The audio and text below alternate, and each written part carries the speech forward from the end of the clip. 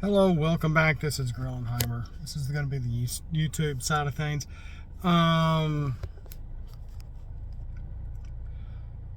okay. I was in the store and getting some stuff, and I was listening to music, and Tears in Heaven by Eric Clapton popped up. And, if I'm in the right mood, it can get me kind of emotional because of what he's singing about. And I got to thinking, like, when am I not thinking? Yeah, but had I not denied parts of me, and held back some sort of self-control for things I should not want, okay? In taking the time to date my wife for many years until she finally twisted my arm, and we got married, and we had 2 kids. Now, one of those kids, we rarely said no. Of course, that's the big issue, isn't it? Learning to say no to your own kids. Because I think a lot of the problem that we're seeing here are either people that don't deny parts of their being, that have never been said no by their parents, because their parents want to be a friend and not a parent. That spoils the child. And I think what we're seeing here is an extreme version of spoiled children. And a lot of people have been repeating that something similar here. And it just seems just so blatantly obvious, is that we are seeing people that always get their way, that have issues with authority, because if they don't get their way, they're going to have a tantrum. And the older these people get, the bigger the tantrums. So, and we've had to say no to our kids. We've had to learn to say no to our kids when they were little. It's a part of discipline. It's also part of spanking, but not abuse. And it goes, and it ends up, we get a lot of this biblically. It's all there in the Bible. Spare the rod, spoil the child. It's right there. But people don't want the Bible. People don't want to believe the Bible. And should it, and then if you don't believe the Bible, then where does this come from? What moral virtue puts it down in our minds that we have to be stern with our kids, but yet loving at the same time, and let them know you do love them, etc., etc. So it's not exactly just black and white. It is a little complicated, but at the same time, it is a growing process of a relationship between you and your kids, which I'm still having with mine, who are now both teenagers. And the oldest one just thinks I'm good for nothing, apparently. Even though I do everything for them, I will do whatever I can for my kids, unbeknownst to them.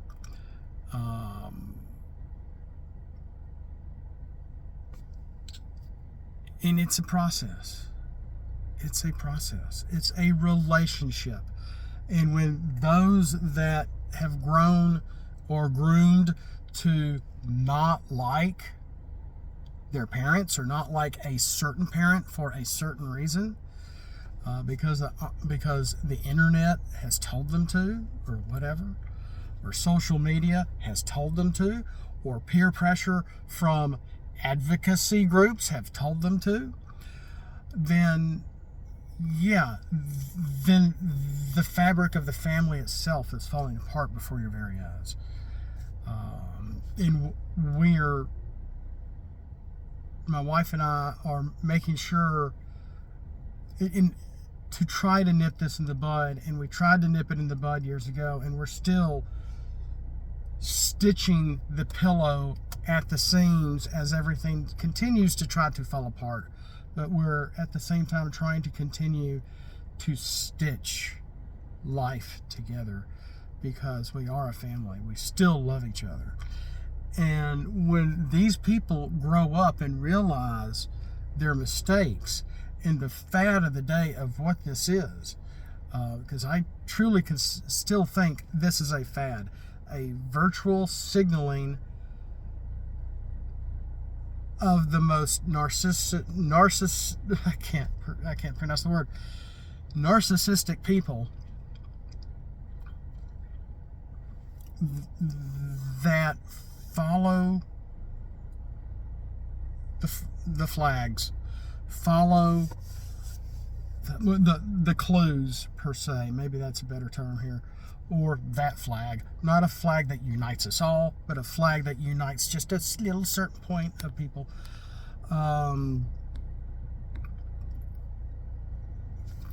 is just tearing us all down. And they don't want, they're so blind, they can't see the forest for the trees.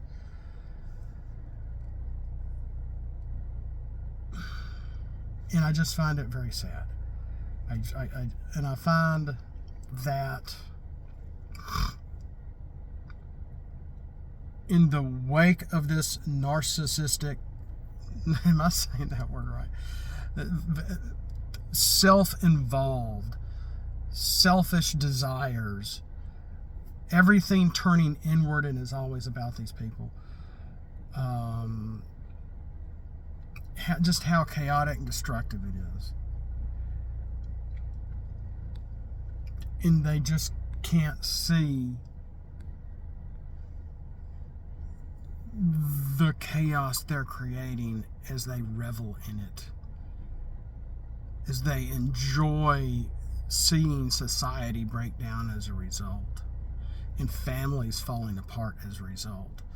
As churches try to either stay away from that narcissistic ideology, or bumblebee, or join it. And that's another big issue. That's a video for another time. But things to think about. And I would definitely look up videos where people are trying to detransition or have detransitioned. I think that's a major point that a lot of people need to be aware of, and see what's really going on, and see how these people were found out, that how deluded, that's the wrong word, how they felt like their eyes have been opened, and that the wool was over their eyes the whole time, and how they were denying themselves. They were not telling themselves no, because probably their parents never learned to tell them no.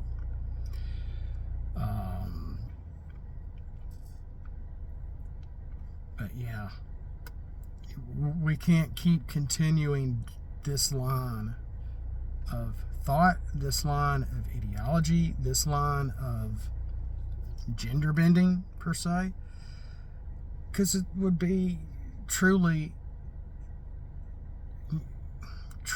if this fad gets any worse, it's the ending of our society. For if I had not denied some parts of myself, if I had not chosen Christ and gone that path and have a focus on Him instead of focus on my desires. See, I'm sure if anyone has gotten this far, you're already calling me names, calling me labels. My life is my life. who I love and what I love should be Jesus first. And if Jesus can change you, and you think you can pick a flavor of the month, and each month be different because it's fluid, then why can't you also choose God? And see a beginning of a real change, a spiritual change that will fill the hole in your life that you're really looking for, that your parents can't always fill, that your spouse can't always fill, that your kids can't always fill.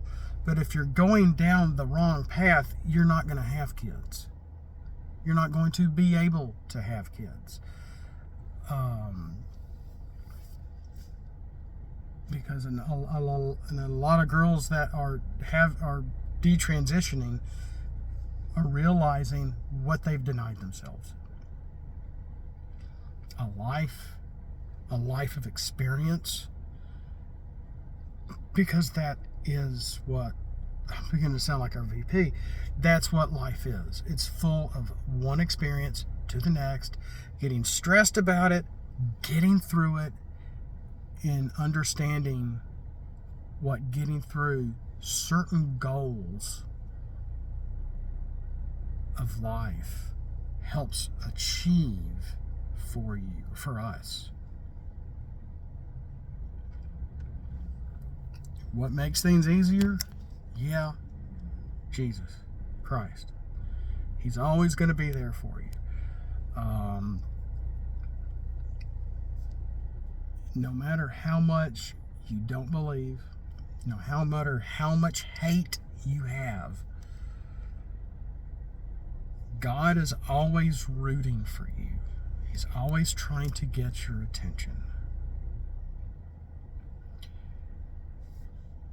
And sometimes he says no, because he is the parent of all of us. And sometimes when we don't listen to that voice in our head, you don't follow some of the restrictions that we should be putting on ourselves, that our parents should have instilled on us when we were young.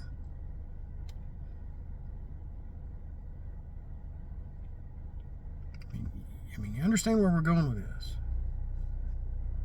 Again, it's what Jesus in the Bible mentioned constantly in the New Testament. Self-control. When you lose self-control, you're going to lose yourself. You're going to lose yourself into a chaotic world. You're going to lose yourself into, sexual disaster. You're going to lose yourself from being able to have kids. You're going to lose yourself and become unpart of your family, possibly. And not because of their doing, not because of their biases, but because of your narcissistic nature, because of your selfishness. And if you take a look at some of the people that are in love with themselves in Hollywood, and look at their spouses, their same-sex spouses, they look the same. They're loving people that look like them because it's a reflection of them loving themselves.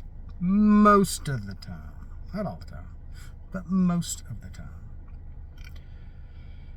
I'll leave that with you for now. I got to get back to what I'm doing. I'll catch you next time. And again, how can you have kids and understand the true meaning of life if you deny who you really are? You can believe the trans advocates. You can believe all these people online and YouTube.